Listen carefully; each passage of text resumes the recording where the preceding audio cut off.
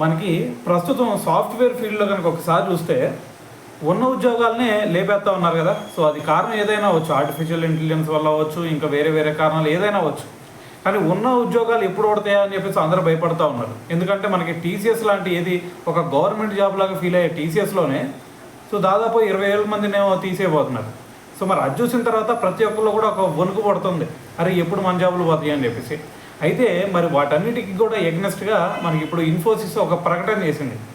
ఏమంటుందంటే ఇయర్ మొత్తం కూడా వాళ్ళు ఎవరో జాబులు తీసేస్తున్నారు ఇవన్నీ పక్కన పెడితే ఇయర్ మొత్తం కూడా మేము ఏకంగా 17,000 నుంచి 20,000 ఉద్యోగాలు మేము కొత్త ఇవ్వబోతున్నాం.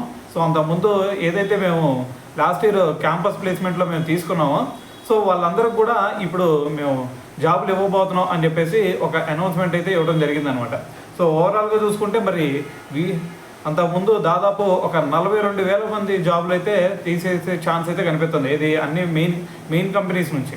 సో మరి ఇప్పుడు చూసుకుంటే దీంట్లో ఇన్ఫోసిస్ నుంచి ఒక 17,000 నుంచి 20,000 రిక్రూట్మెంట్ అయితే జరిగే ఛాన్స్ అయితే కనిపిస్తుంది అనమాట.